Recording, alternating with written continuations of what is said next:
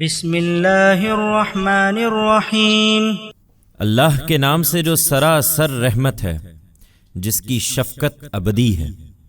وَكَانَ فِي الْمَدِينَةِ 9 رَهْطٌ يُفْسِدُونَ فِي الْأَرْضِ وَلَا يُصْلِحُونَ قَالُوا تَقَاسَمُوا بِاللَّهِ لَنُبَيِّتَنَّهُ وَأَهْلَهُ ثُمَّ لَنَقُولَنَّ لِوَلِيِّهِ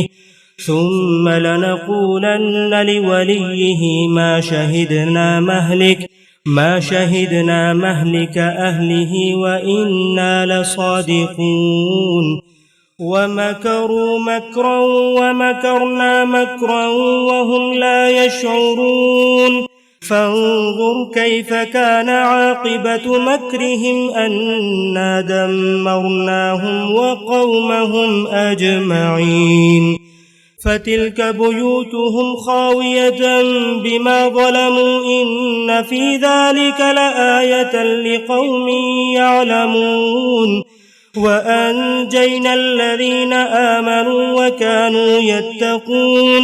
اس کے شہر میں 9 خاندان تھے جو ملک میں فساد پھیلاتے اور کسی اصلاح پر آمادہ نہیں ہوتے تھے۔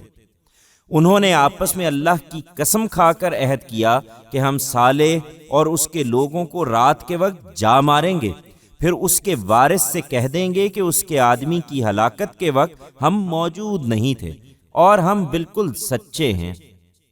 انہوں نے بھی تدبیر کی اور ہم نے بھی ایک تدبیر کی اور ان کو خبر بھی نہیں ہوئی۔ پھر دیکھو کہ ان کی تدبیر کا انجام کیا ہوا کہ ہم نے ان کو اور ان کی پوری قوم کو ہلاک کر مارا۔ سو یہ ہیں ان کے گھر ویران پڑے ہوئے، اس لیے کہ انہوں نے اپنی جان پر ظلم کیا تھا۔ اس میں ان لوگوں کے لیے یقیناً ایک سبق ہے جو جاننا چاہیں، اور ان سب لوگوں کو ہم نے بچا لیا جو ان میں سے ایمان لے آئے تھے اور خدا سے ڈرتے تھے۔ وَلُوطًا إِذْ قَالَ لِقَوْمِهِ أَتَأْتُونَ الْفَاحِشَةَ وَأَنْتُمْ تُبْصِرُونَ أَإِنَّكُمْ لَتَأْتُونَ الرِّجَالَ شَهْوَةً مِّن دُونِ النِّسَاءِ بَلْ أَنْتُمْ قَوْمٌ تَجْهَلُونَ فما كان جواب قومه إلا أن قالوا أخرجوا آل لوط من قريتكم إنهم أناس يتطهرون فأنجيناه وأهله إلا امرأته قدرناها من الغابرين وأمطرنا عليهم مطرا فساء مطر المنذرين۔ اور لوط کو بھی اسی دعوت کے ساتھ بھیجا تھا جب اس نے اپنی قوم سے کہا، کیا تم کھلی آنکھوں دیکھتے یہ بدکاری کرتے ہو؟ تم پر افسوس، کیا تم عورتوں کو چھوڑ کر مردوں سے اپنی خواہش پوری کرتے ہو؟ حقیقت یہ ہے کہ تم بالکل اوندھے بلکہ تم بڑے ہی جاہل لوگ ہو۔ مگر اس کی قوم نے جواب دیا تو یہ دیا کہ لوط کے لوگوں کو اپنی بستی سے نکال دو، یہ لوگ بڑے پاک باز بنتے ہیں۔ سو ہم نے اسے اور اس کے گھر والوں کو بچا لیا، اس کی بیوی کے سوا اسے ہم نے پیچھے رہ جانے والوں میں شمار کر رکھا تھا، اور اس کی قوم پر پتھروں کی ایک ہولناک بارش برسا دی۔ پھر کیا ہی بری تھی وہ بارش ان لوگوں کے لیے جنہیں آگاہ کر دیا گیا تھا۔ قل الحمد للہ وسلام علی عباده الذین اصطفى اللہ خیر اما یشرکون۔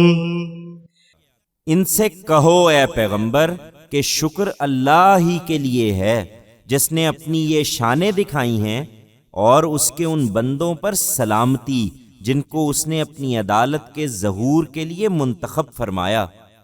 کیا وہ اللہ بہتر ہے یا ان کے معبود جنہیں یہ اس کے شریک ٹھہراتے ہیں؟ أَمَّنْ خَلَقَ السَّمَاوَاتِ وَالْأَرْضَ وَأَنزَلَ لَكُم مِّنَ السَّمَاءِ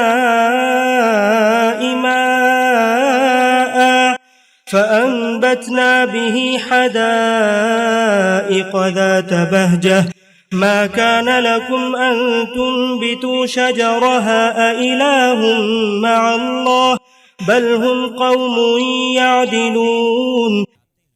کیا یہ بہتر ہیں یا وہ پروردگار جس نے زمین اور آسمانوں کو پیدا کیا اور آسمان سے تمہارے لیے پانی اتارا، پھر اس سے ہم نے خوش منظر باغ اگائے، تمہارے لیے ممکن نہیں تھا کہ تم ان کے درختوں کو اگا سکتے؟ کیا اللہ کے ساتھ کوئی اور معبود بھی ان سب کاموں میں شریک ہے؟ ہرگز نہیں، بلکہ یہی لوگ ہیں کہ راہ حق سے ہٹے ہوئے ہیں۔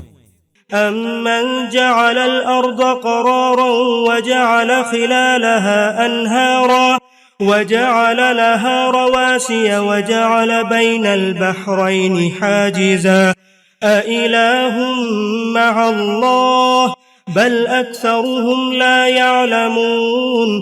کیا یہ بہتر ہیں یا وہ پروردگار جس نے زمین کو ٹھکانہ بنایا اور اس کے درمیان ندیاں بہا دیں اور اس کو اپنے محور پر قائم رکھنے کے لیے پہاڑ بنائے اور دو سمندروں کے درمیان پردہ ڈال دیا؟ کیا اللہ کے ساتھ کوئی اور معبود بھی ان سب کاموں میں شریک ہے؟ ہرگز نہیں، بلکہ ان کے اکثر لوگ جانتے نہیں ہیں۔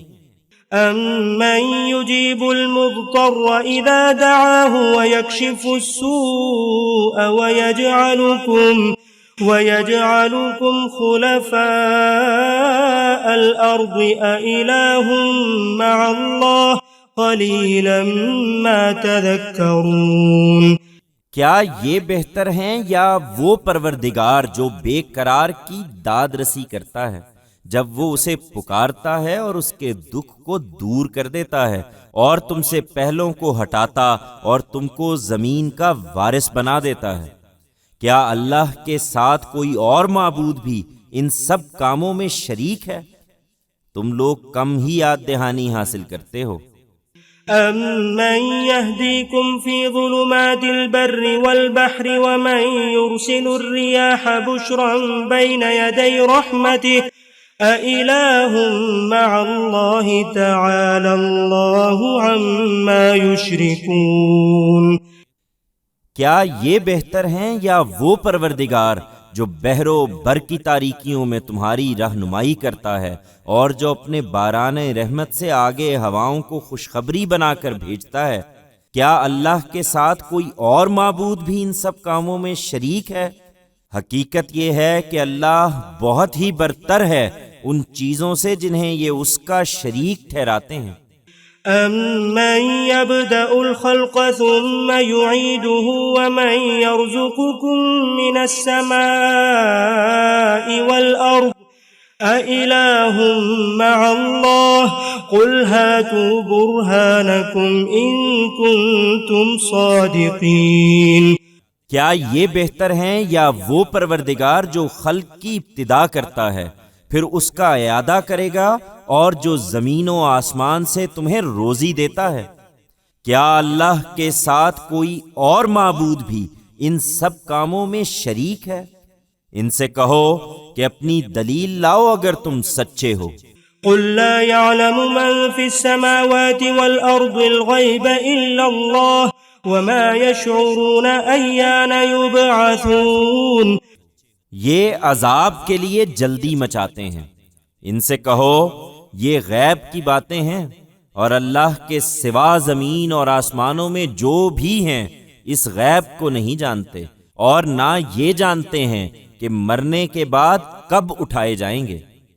بل ادارك علمهم في الآخرة بل هم في شك منها بل هم منها عمون۔ وقال الذين كفروا أإذا كنا ترابا وآباؤنا